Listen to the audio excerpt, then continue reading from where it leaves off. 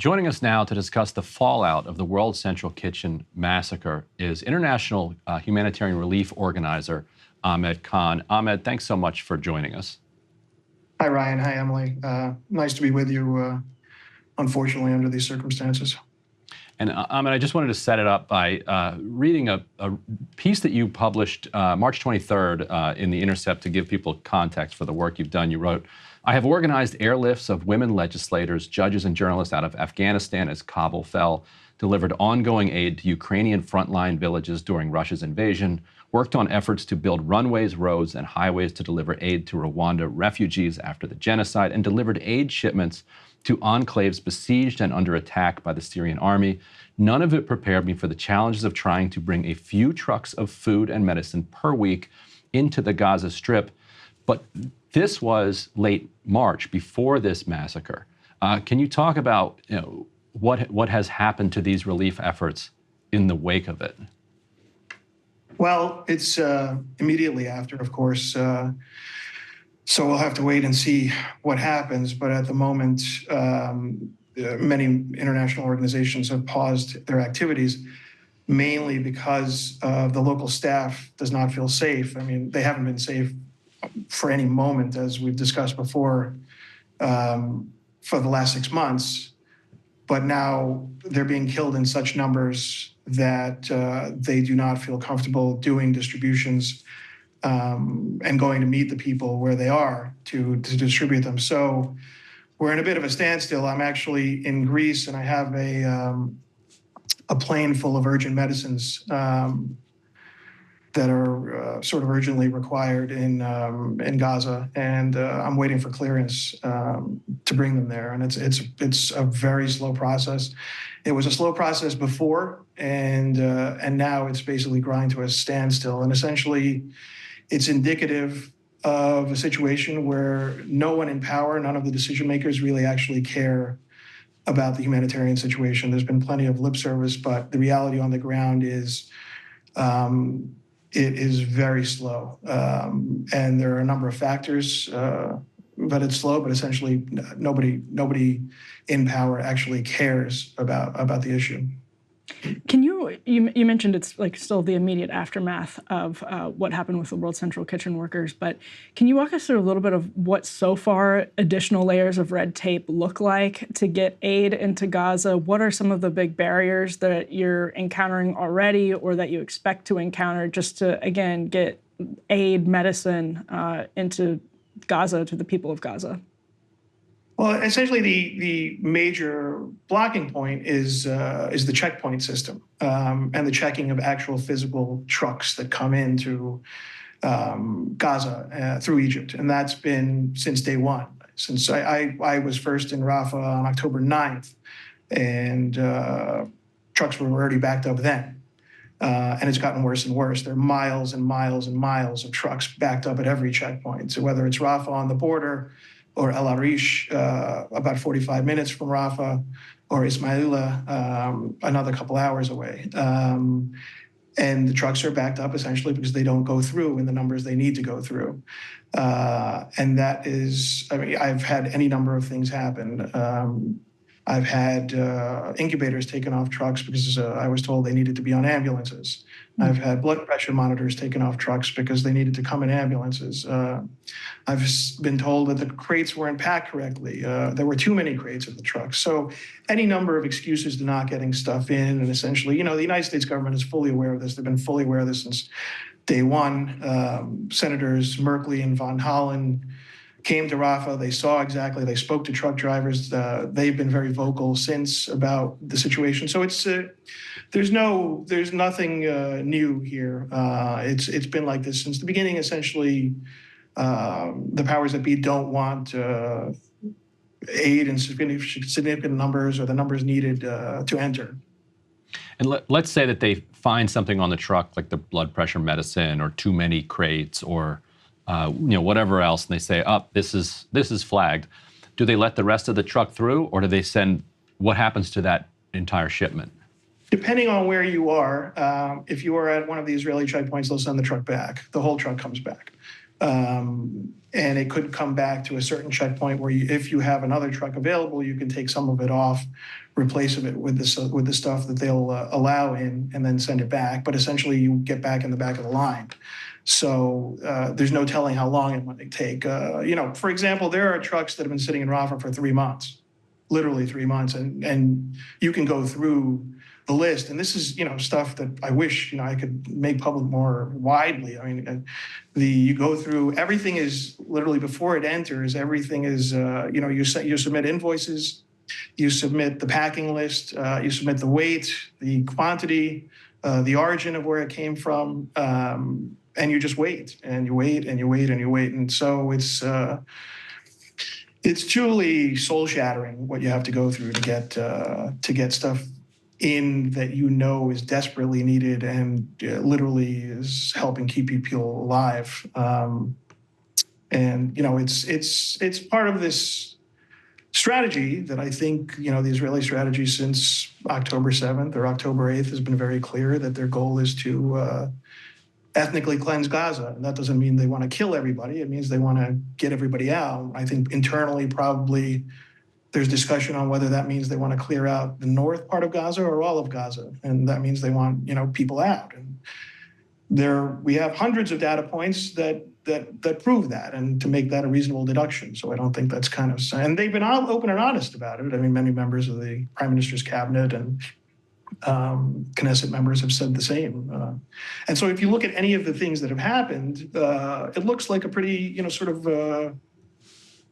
strategy, a pretty obvious strategy of meeting the end goal of ethnically cleansing Gaza, including the attack on the World Central Kitchen staff. So this is exactly what I was going to ask you about next. Basically, having gone through all of these protocols, which, as you just described, are incredibly detailed. From the perspective of Israel, the IDF, and from your perspective, having been involved so closely in all of this, it seems pretty clear that they should have confidence in their own processes to clear all of the aid that's attempting to come in, that basically they're doing everything possible, if not more, than necessary to ensure there's nothing involved in the aid deliveries that's going to be used against them, or that's going to, have any sort of capabilities or capacity for Hamas to kill IDF soldiers or Israelis. And it seems like you've seen that up close, that their own processes are very sound. They should have all confidence that what's coming into the country or attempting to come into the country, for the most part, is safe. Yeah, they have a very good system. They've had a system for years and years of clearing stuff, and they know what they're doing. And they could clear many, many more times tons of food and medicine a day than they're doing. They have the capacity to do it. And certainly the United States government has the expertise and capacity to do it. And certainly the UN agencies do as well. They could assist, but it's just not happening because it's never been made a priority. They talk about it. They talked about it over and over and over again about caring about civilians and humanitarian assistance, but they don't. They just don't. I want to read one more passage from your recent piece in The Intercept. You write, "It's easy to point the finger at Israel, the country that is implementing the blockade of Gaza's 2.3 million residents, half of whom are children, yet trying to work the issue from every angle on a daily basis to get urgent medical and food aid in. I've come to the conclusion that President Joe Biden, for whom I hosted fundraisers and worked to elect in 2020, has signed on to Israel's end goal of the ethnic cleansing of Palestinians in Gaza." So what I'm curious about is, when you came to that conclusion, you and I have been in conversation since the beginning of this war, and I'm curious, when you moved from this is heartless incompetence to this is an actively malicious effort on the part of both the Biden administration and the Israeli government to ethnically cleanse Gaza, was it a accumulation of the days of it, or was there a specific moment where you were like, no, this is deliberate? I don't know that I had an aha moment. It was sometime in October. I was in and out of Sinai 2 or 3 times in October at the border. And it was very clear that aid was being slow rolled. It was very clear that they were targeting certain sectors. And, sort of sometime in October, I came to the conclusion, which I think is a reasonable deduction, that there were no mistakes and there are no mistakes. And, the IDF tells us all the time, how precise they are. So the hundreds of doctors that have been murdered, the hundreds of teachers that have been murdered, the hundreds of aid workers that have been murdered, I don't think they're mistakes. The hundreds of children, the thousands of children, but actually I know of literally tens of babies that were simply guilty of being in their cribs. And so these are things that are well known to the US government for many, many years. There's a military term called command and control. Sort of any US government official that's been stationed in the region know the IDF has a problem with command and control.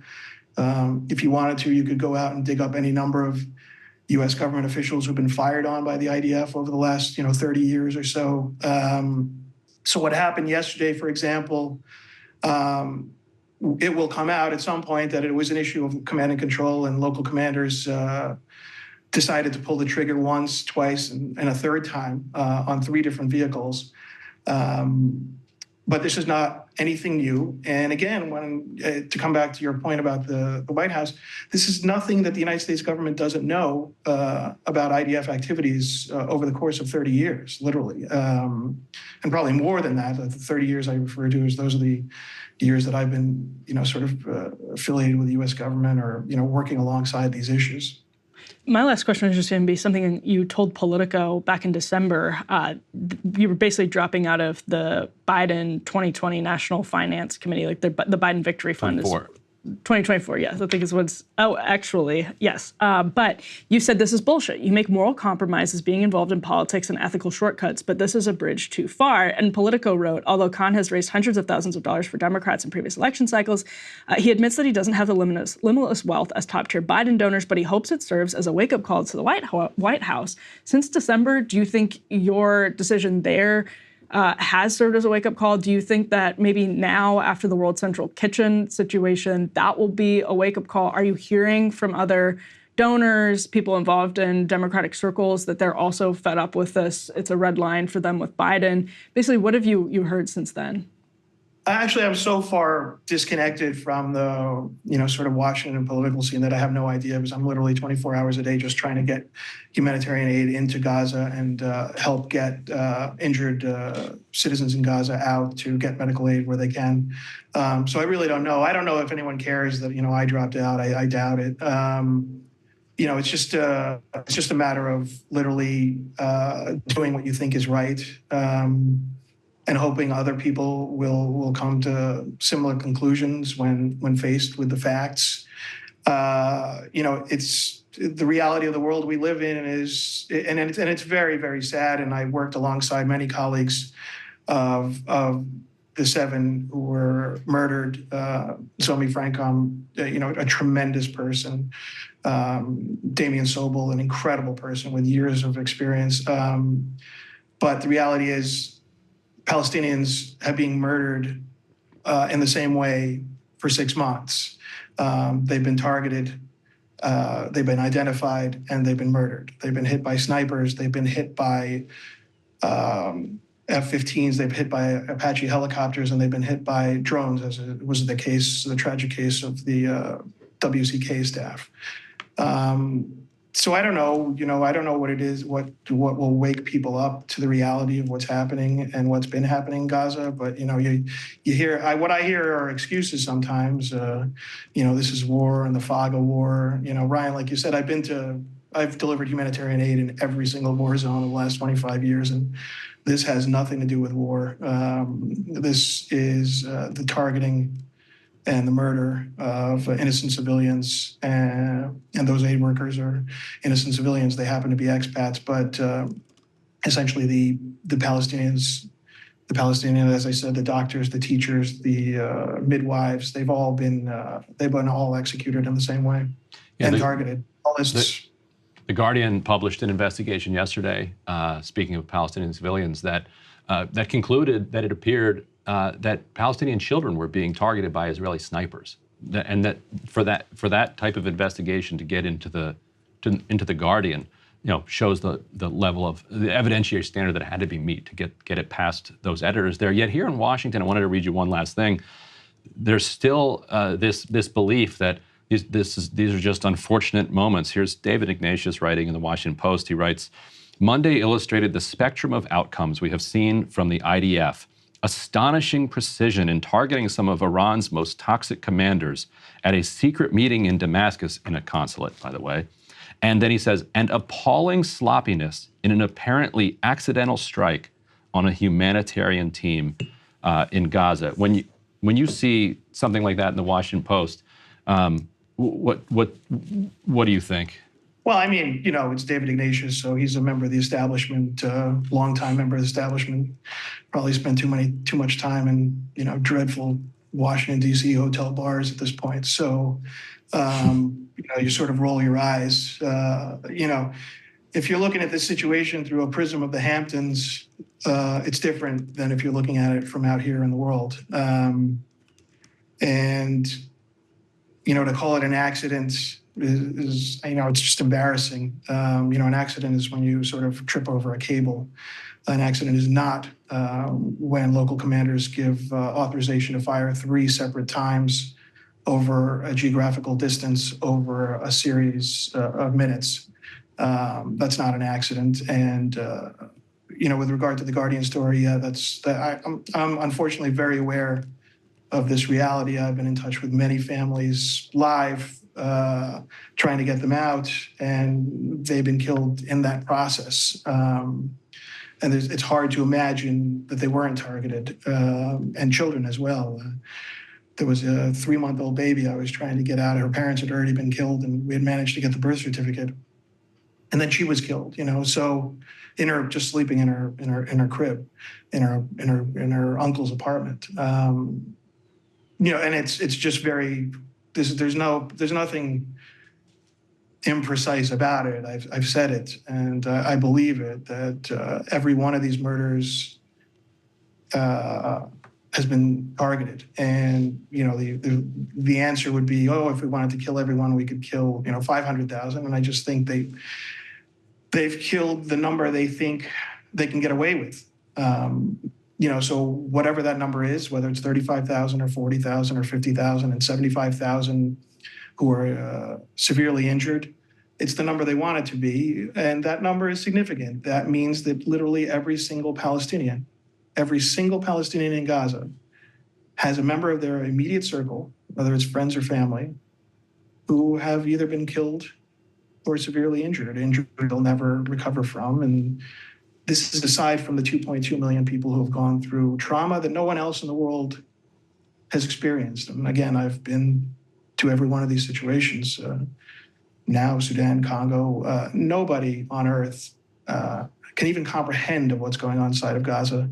Relentless bombardment from land, sea, and air. So literally it's 2.2 million people, and the few of us who've actually been inside of Gaza since October 7th. And that's about it, because it's actually beyond the scope of human comprehension to be under constant bombardment, to have to move your family 4, 5, 6 times, to lose members of your family in that process. So I think like the people in DC are obviously just they're so disconnected from reality and so out of touch that that's probably what you would expect. Yeah, I think that's right. So last night there was an earthquake in Taiwan, which produced tsunami warnings in Okinawa, where my mother-in-law happens to be on in like an old person's like bus trip. And so I was texting her, and she was sending me video of her right next to the ocean as this tsunami is predicted to be coming. And like there was this moment of a half an hour to an hour where it was unclear if she was going to be able to get to high enough ground in time. And it was a terrifying moment. And it made me think that everyone in Gaza has been living through that moment, every minute of the day, for the last 5 months, without any hope that this tsunami wave is going to crest and fall, because now the wave has passed Okinawa and my mother-in-law is safe. The wave has not crested through Gaza. In fact, it seems like it's only crashing harder as a result of this World Central Kitchen massacre, which, as you said, has to be the intended result. We started the show with John Kirby claiming there's absolutely no evidence that any of this was deliberate.